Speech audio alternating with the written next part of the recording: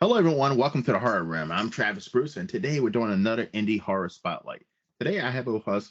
She's a director of a upcoming mini web series, and it's called Prom Queen. I have Sarah Stevenson with us. Sarah, welcome to the Horror Room.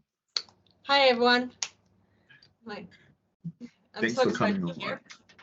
Also, so tell us a little bit about Prom Queen. Well, Prom Queen is sort of like, well, not a tribute to prom night, but it's sort of like a cross between I Know What You Did Last Summer and Scream a little bit.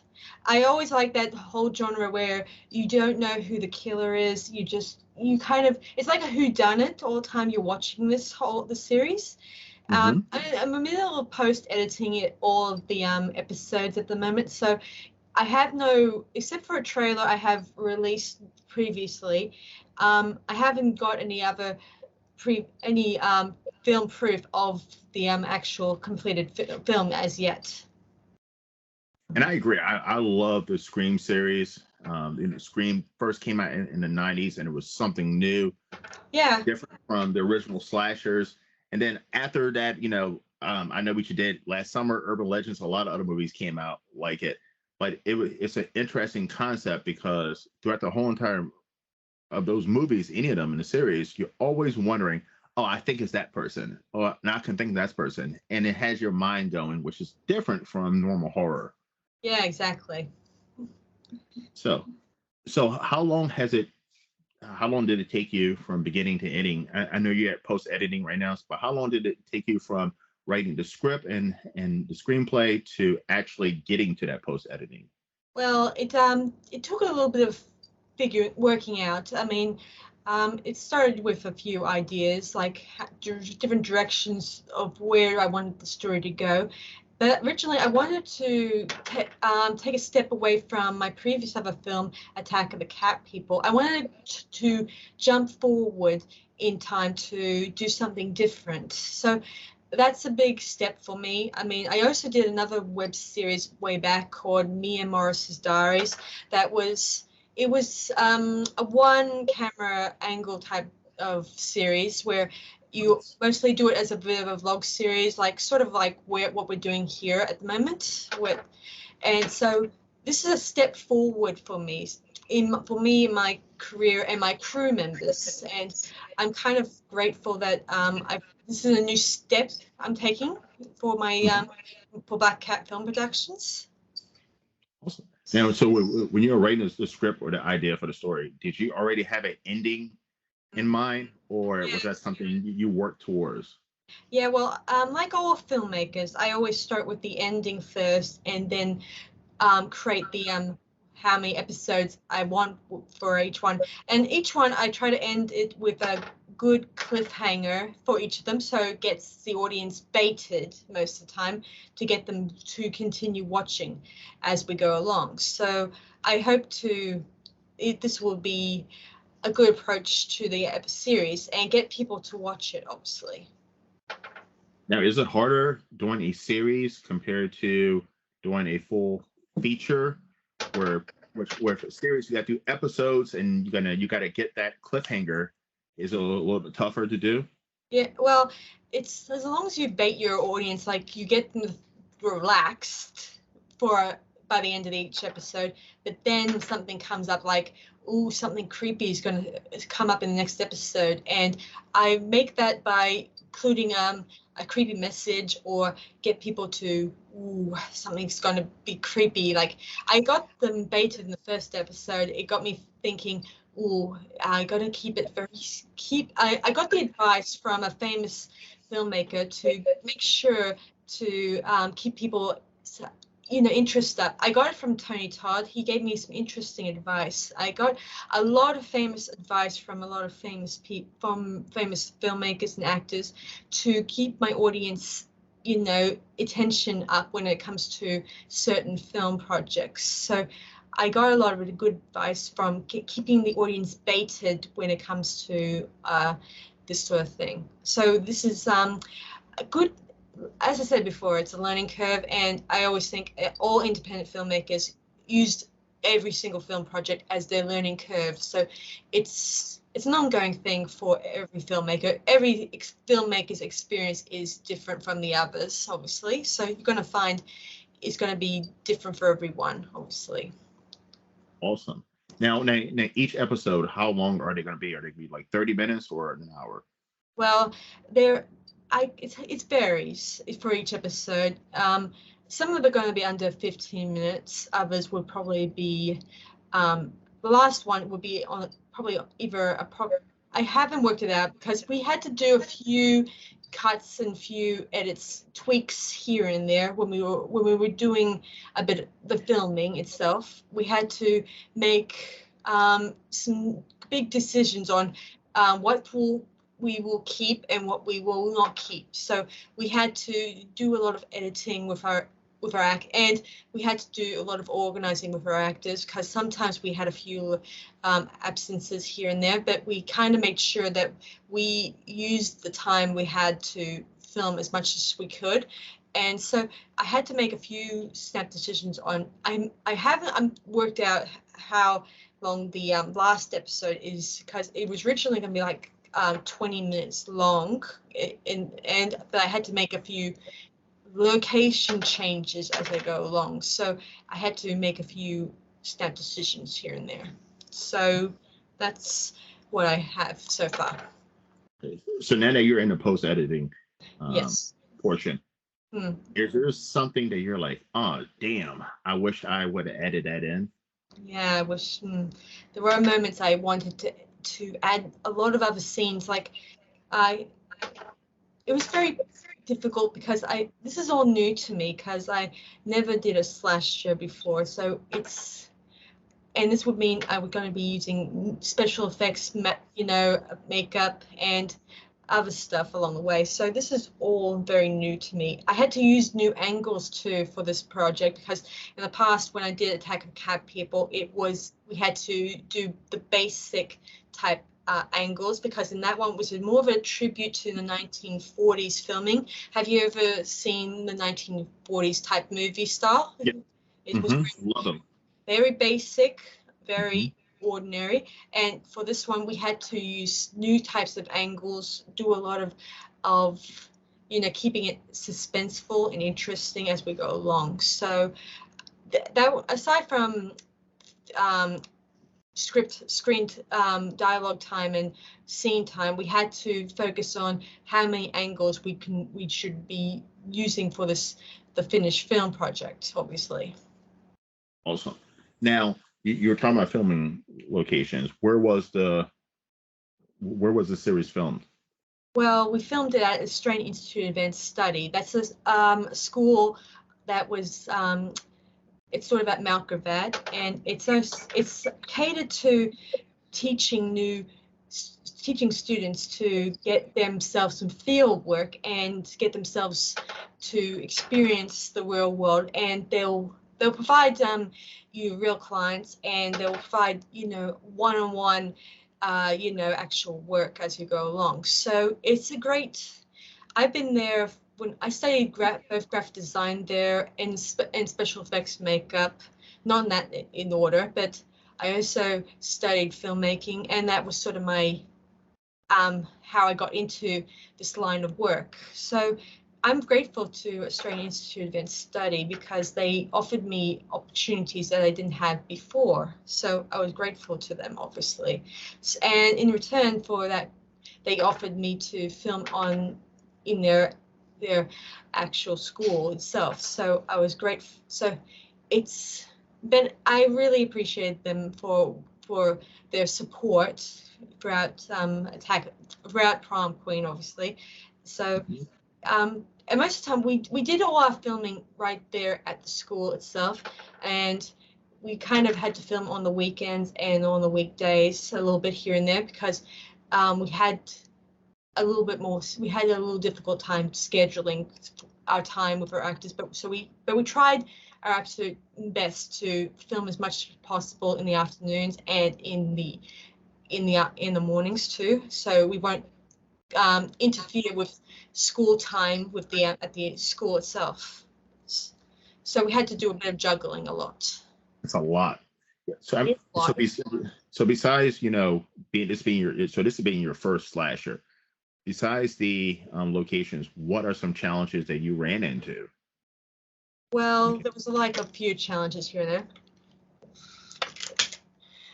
We did run into we had some of our actors were not skilled in stunt double work, so we had to. Some of them may wanted to take time to get they get a little bit more skill, take the time to practice a bit while we were filming other scenes. So it was, I think the most difficult time was just getting everyone on the locations there on time to get it's organized. So you guys know it's a low budget film project, and we didn't have enough money to play around, unlike Attack of the Cat people. So I wanted to mostly focus on the creative side to Prom Queen more than the financial side to it. I know that most filmmakers seem to focus on both to make sure that they will still have a finished and good product and get it all done. But I wanted to also I wanted to make sure I don't get corrupted by. I didn't want my creativity getting corrupted by money more. Yeah. Because in And the film industry, it does get corrupted by the money side more and more, and less on the creative side. And I so, agree.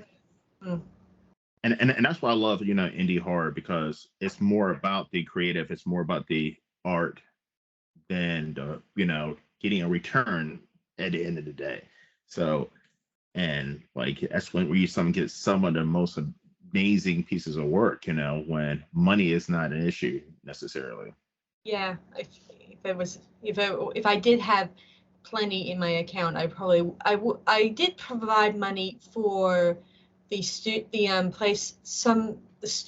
I used to film some of our scenes, obviously, to make sure that they are compensated, and in return I also make sure they have a bright sparkling review to show to their future clients. And I really loved them, and I hope that we continue working together, obviously.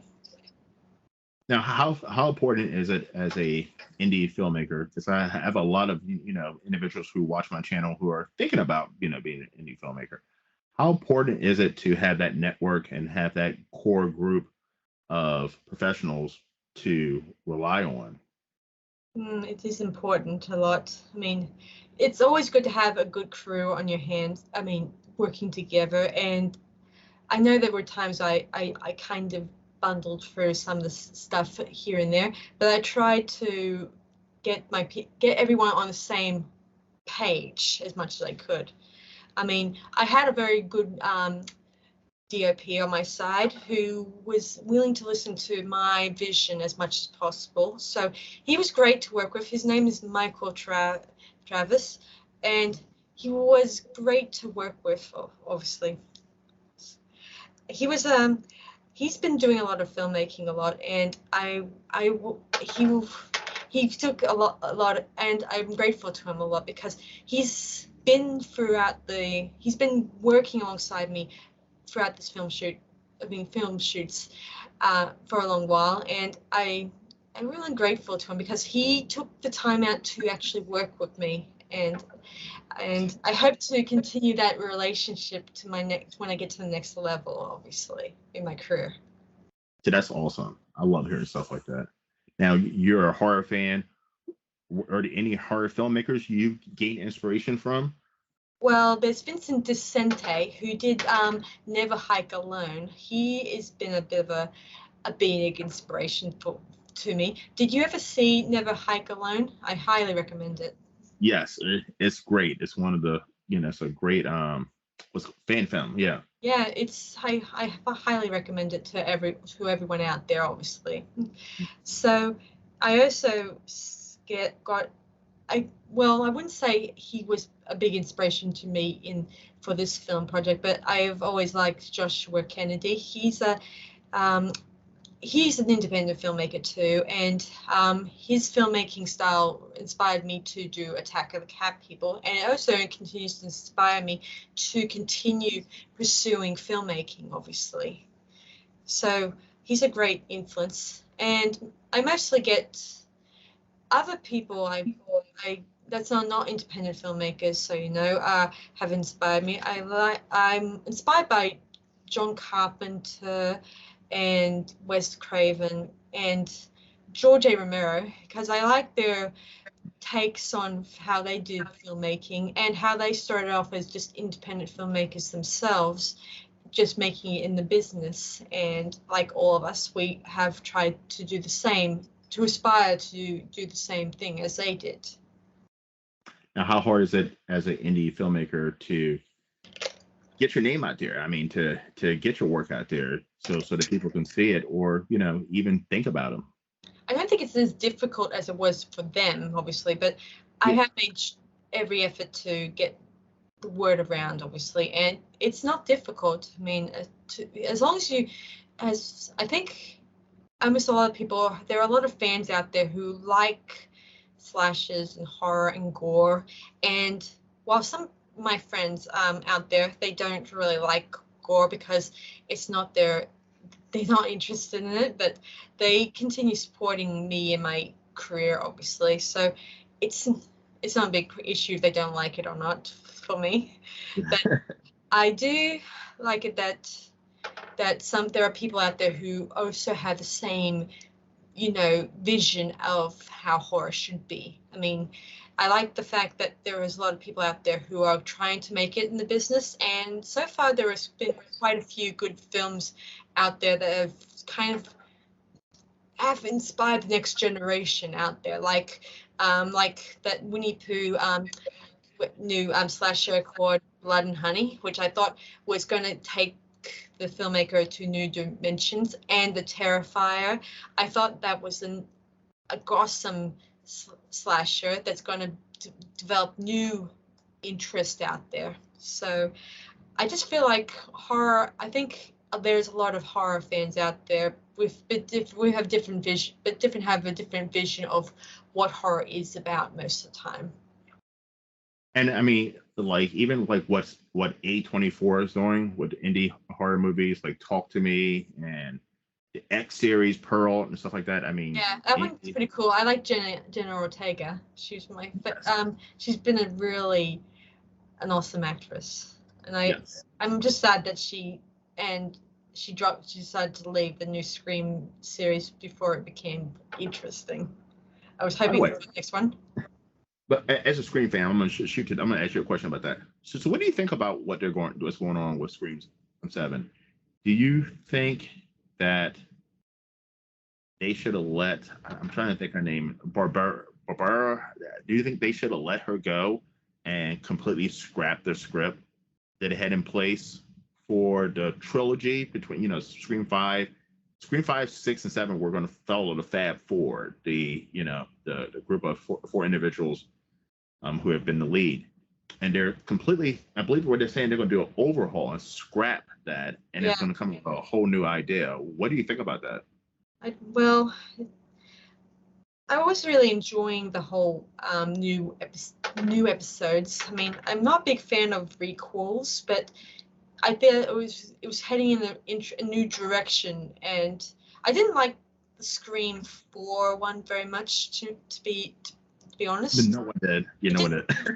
With me for some reason, but I enjoyed the Scream 5 and Scream 6, and I was hoping that the Scream 7 would not be far off, obviously, but I am a little sad that Jenna and the other actress who played Sam Carpenter have decided to, leave the project, and I just feel a little disappointed, to be honest, that it's not going to come. It's not going to be done, obviously, unless the creators actually do something and try to bring them back, obviously, to make the final film project work, obviously, on their level. And I know that she posted something not too long ago, the actress, obviously, and I actually haven't looked at the news, obviously, because I don't really watch every single gossip column out there, because most of the time it's just like what it is. It's gossip. And so I don't try to listen in because most of the stuff could be a lie or not true or not.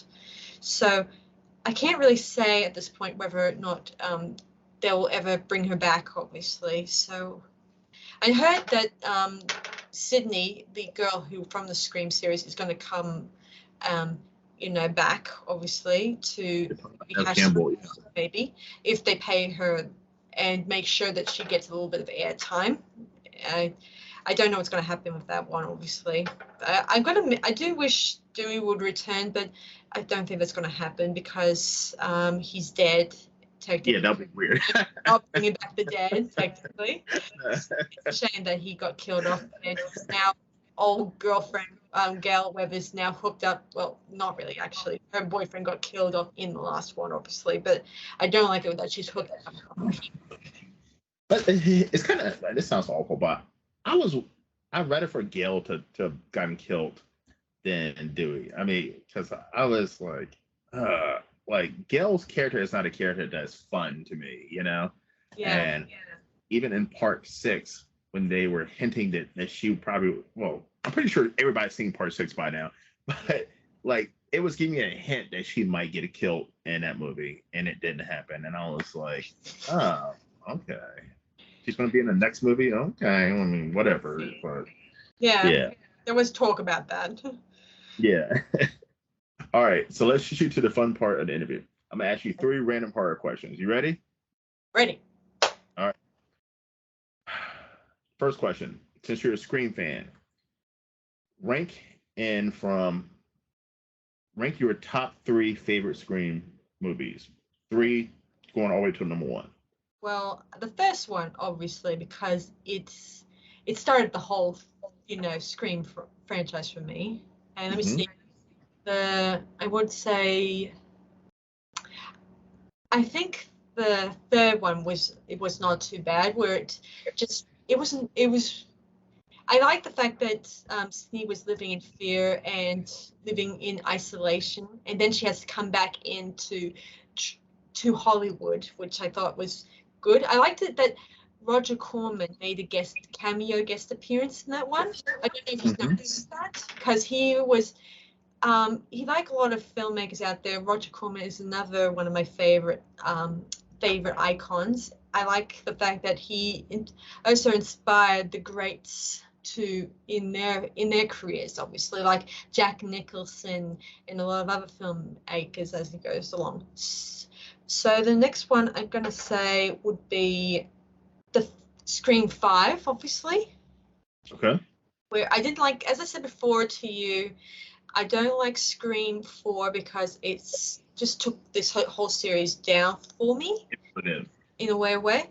So Scream 5 was a good comeback because it took you back to Woodsboro and it gave you a new set of characters that you will either like or hate. I liked. And the fact that one of the characters in that was called, was named after Wes Craven, the original creator for the Scream franchise. It was great that they brought it back and gave him the name, and also they added at the end of that movie, they just said this movie is dedicated to Wes Craven, and I thought that was very nice. Yes, it was. And I also think Wes Craven would be proud of the fact that filmmakers are taking a leaf from his book and try to keep it suspenseful and not leave out and keep the audience at bay as much as they could to figure out who the killer is. And I really love the twist that it was the end. I like the fact that Billy Loomis returns in that one. I like the whole, he appears as a ghost or an app or hallucinogen. Or illusion. I like the fact that he just returns to reappear in his role, just to be a bit of a sort of creepy ghost, like trying to get his daughter to open up his scary past and try to become the next slasher killer, even though he's more or less there as a bit of a spirit guide to make her not get killed off in a funny way. I like the 6th one that came out too, so that one was pretty cool, especially the fact it took place in New York, or at least New York. I thought. I love Scream Six. Like if I had to rank my top three, the first one of course is number one, but second one is Scream Six. Scream Six is almost perfect, I except feel for the so. ending. Except for the ending. The ending was a letdown. But I mean, this Ghostface in Scream Six was ruthless. I mean, he was Yeah. terrifying. I mean, he would run anywhere into a convenience store and kill. Like he Yeah, was that's what I ruthless. liked most about it because instead of just, he'll wait in the shadows, wait until you get home, and then he'll send out his creepy phone call and say to you, "Hello, Sydney." Sorry. Yeah. Um, you then see him coming up on the street corner, and then you're running around trying to avoid him and try to.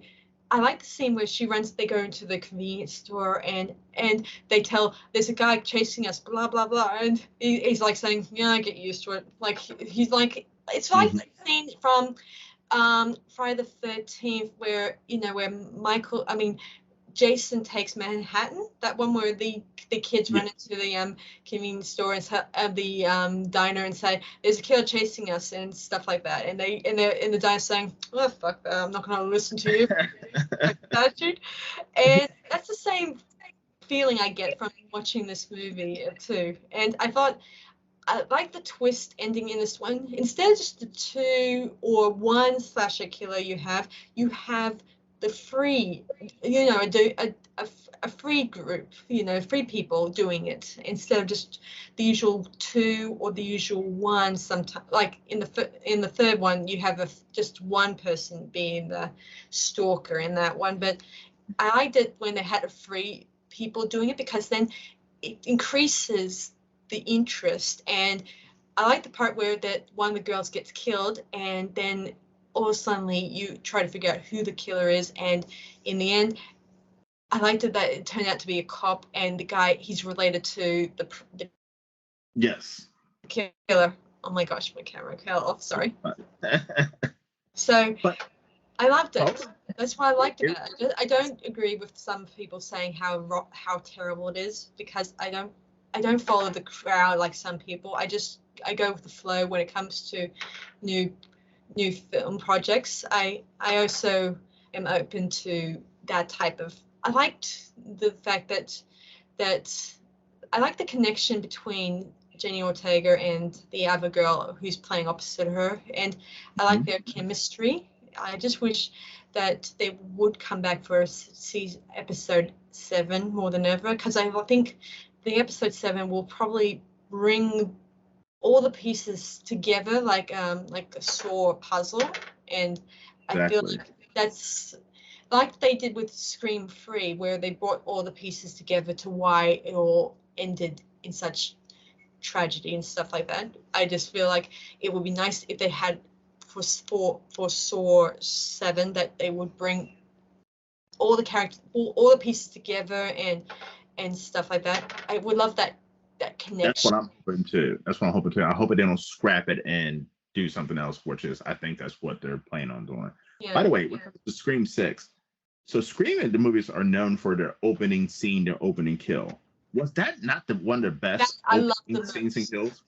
Yeah, With the that first date at the bar, and then oh my goodness, that was that might be the best one yeah, out that of one all. was the best bit. I thought, oh my gosh, what about the title card? Were we supposed to stab her and then the title card and then we see his face and oh my gosh, you just ruined the type movie for me. And now we know who the identity of the killer that killed that poor Samara Weaver Yes. character. And then Love all suddenly, we are taken back to his room, and they are planning. And there we hear his story that he's gonna go after the original characters and try to make himself the new slasher killer. Of course, the slasher killer gets to him first, and I thought it would have been great as a bit of a for them to become the scapegoats for the slasher killer. That way, they chase them in the wrong direction, and the real killers will come in that direction and start attacking, and then it. you get all the audience. But I think that the opening bit was worth was worth it, because it kind of It got was you thinking. great. Yeah, I thought it was great. It was great. I mean, when the woman was in the bar waiting for the first date and he's on the phone with her, and then I mean, I was on the edge of my seat, and then she goes to that alley. I was like, oh, what's going to happen? Like, it was What so happens good. in New York these days? It was so good. It was so good. I was like, Scream 6, by the way, is I think it's my number 2 favorite horror movie of 2023 still. It was number 1 for a while, but it's like number 2. Talk to Me is number 1 right now. I don't know if you've seen that. But Yeah, it's I've amazing. seen that one, and I didn't like number 2 very much. Well, I did like the fact it took place in a new setting, a new location, and it had new Oh, no, characters Talk to Me. and stuff. Talk to Me. It was just one. Yeah, but I mean, if you haven't seen that yet, Talk to Me is an indie horror movie by A24. It's amazing. Hmm. Definitely gotta check that out. Hmm. Anyway, aside from Scream, I also like the Saw franchise too. See, okay, so I used to love the Saw franchise, and then after part 3, I think they like hit the wall. Ooh. And then I don't know. Have you seen part 10? Have you seen Saw X? I have. I wasn't looking forward to seeing that, and I saw it, and I was like, "Wow, this is great." I didn't like the Spiral one very much. It took it in No. the direction for me, and because it just fell flat for me in a big way. I was a little disappointed, big time.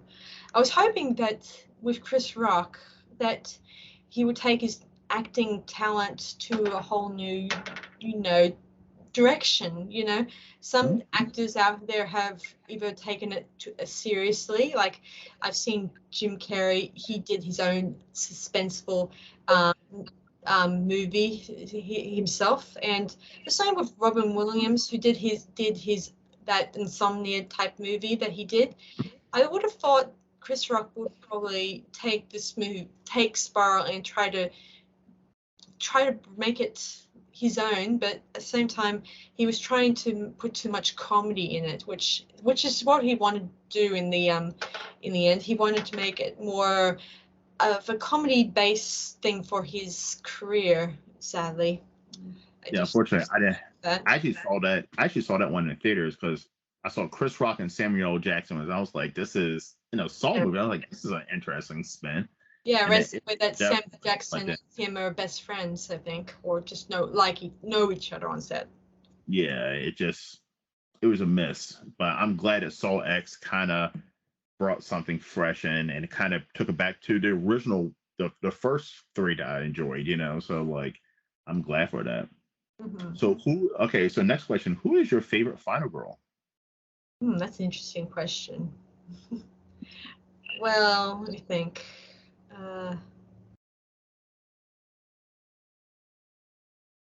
Does it have to be a final girl? It can be a final guy too. Who is your favorite final person? Okay, I'm trying to think. I think Laura Stroll is my favorite one for Halloween. Is my favorite. That's mine too. Because she's most final girls are usually pretty. I like the fact that she's comes off as, not pretty, but very the eye-catching. Like there's some faces you don't normally forget in the industry, but hers doesn't. And in fact, I'm kind of glad that she continues to amaze me in her film career by becoming even more the best final girl I've ever seen her out there. I mean, some final girls have come, gone over the years, but I think she's the one that shines the brightest, in my opinion. I agree. And over time, her character evolves, from a teenager to a mom to a grandmother, and you see her just evolve and change. I love the fact that every time I see her, I feel like it's interesting different timelines they've created. I don't know if you've seen, a lot of people I've spoke to keep saying, "Oh, this doesn't match up with the rest of the franchise," all that stuff, but they don't realize that these are different timelines. Like you have to look at things online to tell you that this is a different, separate story. Like the new one that came out in 2018, that's a sort of the rest of the story, the rest of the franchise, that's forgotten. And the original that goes back to 1978, that was sort of its foundation mark. And the 2018 one is like a sequel, and the ones that came after that one are a continuation of that one. And I kind of like that particular one because it makes out that Laura Strode turns into a Sarah Connor type, where she prepares and tries to prepare her loved ones for the outcome of Michael's return. And of course, some of them call her cuckoo like Sarah Connor and just say, you seriously need help, or you just need a better psychiatrist or something. And I like that the final one obviously was pretty good because it included a new face and a new serial killer that kind of made out that Michael was not just Michael was also Michael. I mean, I'm going to say this, but I like the fact that in that one, Michael Myers came out as more human in that one, because while some people don't think of him as human, they think of him as an immortal being going on killing sprees and killing off anyone who comes in his path. But the new one, it makes me think that Michael is human, because he no doubt gets run down. He could die at any time, but he's not strong. But when he starts encountering his counterpart in Halloween Ends, he becomes this new powerful being again. And while he still is a powerful character in the series, I like the fact that he had this new connection with the other characters, including his sort of accomplice or copycat. I'm not sure if I should make him accomplice or a copycat. I'm not sure if it's accomplice. Yeah, accomplice. But yeah. but I love 2018 Halloween. Like I actually enjoyed it. I think it should have ended right there, to be honest. I would have Halloween Kills. Yeah, I think it should have ended, and it was supposed to end right there, but Hollywood Kills was disappointing because Laura Strode did not make any more didn't exactly appear alongside other people. Yeah. Was a part of she was in the hospital all the time with 1,000 stitches trying to get well. And if they kind of somehow merged Halloween Kills with the 2018 one, maybe it would have been good, but they didn't, obviously. So if they kind of kept Halloween Ends, I would have loved it if that was not too.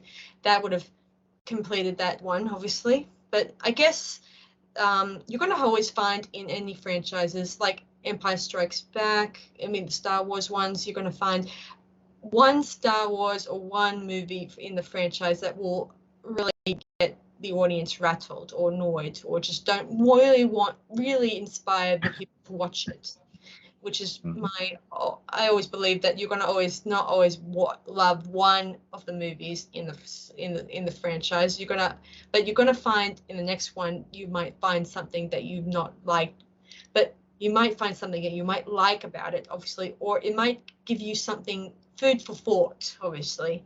Because if you don't have that particular movie in it, you will never know how we get from that movie to the end product or end movie at the end. You're going to be probably wondering, where's the pieces that connect with, but you're going to need those pieces to make sure it's completed, obviously. So I love 2018. Halloween Kills, it was okay, right? But I think that Halloween Ends was something that was completely different. It was like a new filmmaker came in and made a movie without seeing the other two. It just didn't make sense to start a whole new chapter at the finale. And in Halloween Kills, they made Michael Myers to be something indestructible and invisible. I mean, he killed a whole group of firefighters barehanded. You know, the And he townspeople killed ran him over. Yeah. Yeah, they beat him up, they shot him, this and that, and he still got up and fucked all of them up. And then you go switch over to Halloween Ends, and he's this weak character, and like He's it's helped out artists over the years. yeah, but I mean, it was just like, huh? And then like, I don't know, I just wasn't a fan of Halloween Ends. I just was. It was just like a letdown. I thought it was pretty cool, especially how they had in the final scene where you see them all assembled, the neighbors and stuff, and they go to the car wrecking yard and they make a point, and it was like going to an actual funeral for a famous celebrity, or only these guys, they're there because for a common reason, because Michael's pretty much fucked their lives up and all that stuff. Yeah. So it was kind of interesting where you just watch all these people watching Michael get his just desserts. Instead of just throwing him into a morgue van and just say, okay, let's send him off to the morgue. Everyone, And he'll be back for the next movie. I liked it that in this one that it just ends with him being crushed in a car crusher, and that's the end of him. Meaning the monster is dead. And I would have been okay with that. It was just like they spent so much of the movie introducing a brand new character at the final chapter. You're going to introduce this brand new character and then kill him off. I was thinking to myself, like, oh, they're going to keep him alive some kind of way, and he's going to be the next Michael Myers. It would be fun if they did that. Yeah, I mean, that would make sense. But for him to kill himself and this, and I was like, you spent a whole movie developing this character to have him kill himself. Like, it was just like, okay, I don't know where this was going. I could understand if there was going to be another movie after this, but no, this was going to be the final one, the chapter. It just didn't make any sense to me. I get it. Yeah. All right. Final question. All right. A Hollywood studio comes to you right now and says, okay, Sarah, we're going to back up the Brinks truck and we want you to reboot an iconic horror movie. Which one is it going to be? So this will be my decision, not their decision. This is 100% yours. If I was going to reboot, well, it had to be something that's not been done again previously. So it would have to be. It would have to be a movie that would definitely would have gotten a low score in the industry. So I can't really. Let me think. What was the most? I can't really. There's so many good movies out there so far, but if I had my choice, I think I would pick.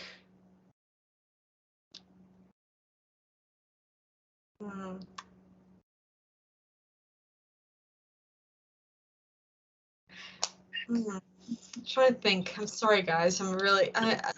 If I had a choice, I would choose something that had a low score in the past. Maybe a movie that's, I think maybe The Burning. Even though that movie was great, and I like that Tom Savini was working on it. So, if I had to make a reboot or a sequel, I would like to do one on the Burning that was sort of like a camp slasher type movie. I don't know if you've seen it. Have you ever seen it? I have seen it. That's a good one.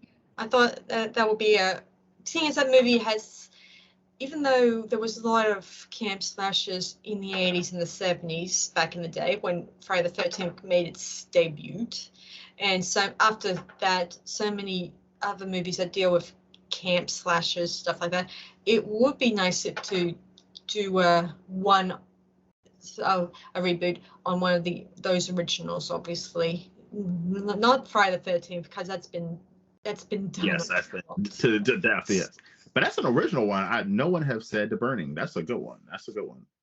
Yeah, or The Changeling, because that one's an interesting one for me too. I think I love that one with George C. Scott in that one, where he meets a ghost and the ghost wants to get his revenge on. I love that one. It was pretty cool. really an old one, and I thought I liked the creepiness about that one, especially a creepy wheelchair, in that scene. I'm waiting for somebody to say Maniac Cop. I've been waiting for someone to say Cop's Maniac not Cop. too bad. I like Yeah. Maniac Cop. That's already been done quite a bit, and that one was the first one was obviously probably a good one because it had Bruce Campbell remaking his appearance in that one, even though I didn't think it was that good, to be honest. But it was great. But I loved the fact the suspenseful bad cop, good cop, killing each other. But I would like to do a reboot on a movie from the 80s that has not had its own franchise. That's probably what I would do mostly. Not one that's been done quite a bit, to death. Over and over again. Yeah. Yeah. I 100% agree. And just one that was got a low score in the box office is what I'm saying. Yes. And to be able to bring it up. Yeah. That's yes. Sarah, how can everybody find you? You can find me on Black Cats Film Productions. Yeah, that's on Facebook. You can also find me on Twitter and on Tumblr and Instagram, obviously. So you can find me on those ones, obviously. And it has a cat on it too, so you'll be able to recognize me. Guys, definitely go ahead and check her out on Black Cat Productions. And I have a YouTube channel too. Yes, YouTube as well. And look out for next year, Prom Queen, the mini web series. Sarah, it's been an absolute blast. Same. When Prom Queen comes out, I am going to watch it, and I'm going to have you back on, and we're going to talk about it. Yeah, it's going to be released on my YouTube channel. So be sure to, subscribe and like when it comes out. Okay, guys? I'm going to, down in the description box, I have the link to Sarah's YouTube channel. So definitely subscribe and keep informed. Hit that notification button too. All right. Also, by the way, subscribe to my channel, guys. I don't say this enough in my videos. Please subscribe to my channel, guys, and like and comment and share and all that good stuff. I don't say that enough in my videos. I don't know why. You should. Sarah, it's been an absolute blast. Mm. Thank you for coming on once again. Okay, thanks very much for having me. All right, everyone. You're welcome. And everyone, thank you for coming on to the Horror Room. I'm Travis Bruce. I'll see you guys next time. Take care.